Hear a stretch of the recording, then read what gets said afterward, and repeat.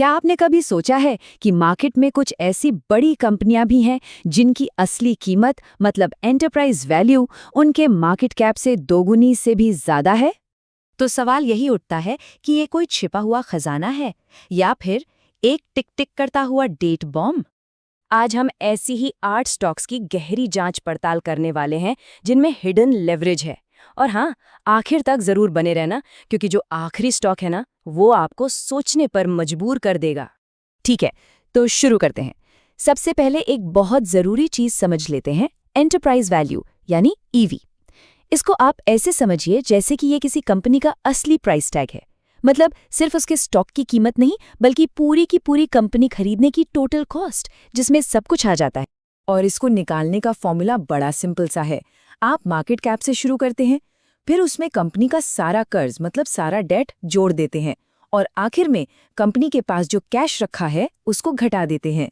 जैसे कंपनी का market cap 100 crore है, उस पर 50 करोड़ का कर्ज है और 20 करोड़ कैश है, तो उसकी एंटरप्राइज वैल्यू हो गई 130 करोड़। सिंपल।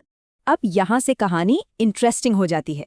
जब भी ये एंटरप्राइज वैल्यू मार्केट कैप से मतलब बहुत ही ज्यादा निकल आए ना, तो समझ लीजिए ये एक बड़ा रेड फ्लैग है।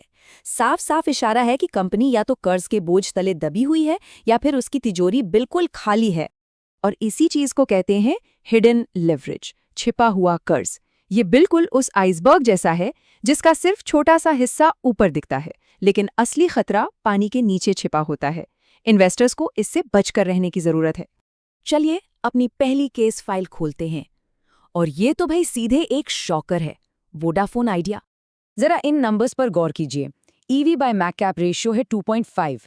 इसका सीधा सा मतलब ये है कि कंपनी की जो टोटल जिम्मेदारियां हैं वो उसके स्टॉक की मार्केट वैल्यू से 2.5 गुना, जी हाँ, 2.5 टाइम्स ज्यादा है। ये तो बहुत ही बड़ा इम्बैलेंस है। और यहाँ से हमें एक बहुत बड़ा सबक मिलता है।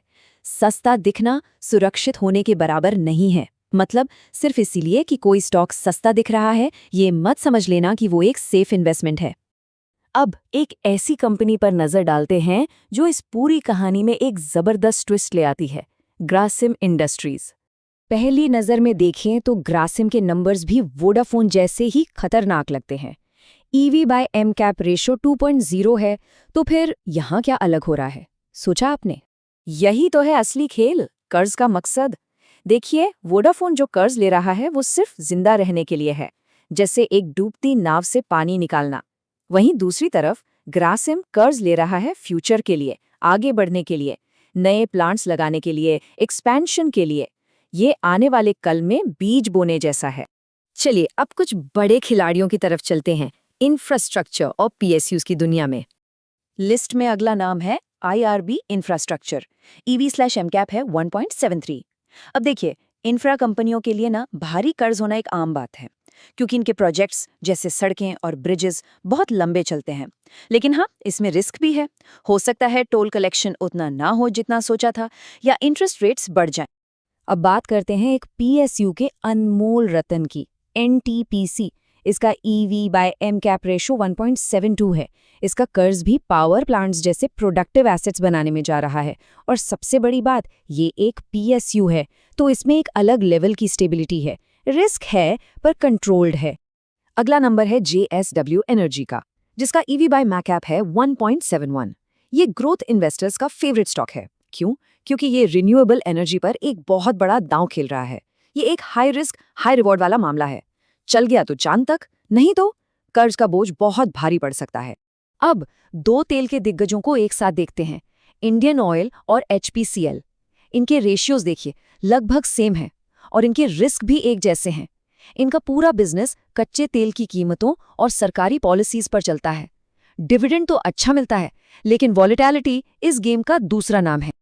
और अब वो स्टॉक जिसका हम सबको इंतजार था, एक शांत समंदर की तरह, the silent performer power grid corporation. Power grid का ईवी/एम कैप है 1.50।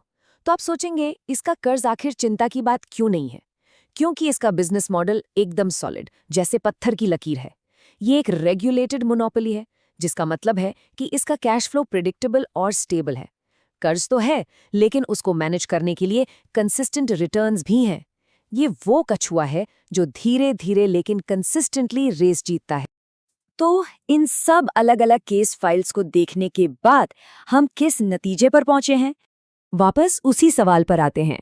हाई एंटरप्राइज वैल्यू एक मौका है या एक बहुत बड़ा रिस्क? और जवाब है कॉन्टेक्स्ट इज किंग। असली बात कॉन्टेक्स्ट की है। देखिए, कर्ज लेना बुरा नहीं है, बिना कंट्रोल के कर्ज लेना बुरा है। सबसे जरूरी सवाल हमेशा ये होना चाहिए कि कंपनी उस कर्ज का इस्तेमाल आखिर कर किस लिए रही है। तो कैसा लगा आपको ये गहरा एनालिसिस? अगर पसंद आया हो तो लाइक बटन जरूर दबाना और आगे भी ऐसी ही जानकारी के लिए सब्सक्राइब करना बिल्कुल मत भूलना। और हाँ, कमेंट्स में हमें जरूर बताइए कि अगला स्टॉक कौन सा हो जिसकी हम ऐसी ही पड़ताल करें।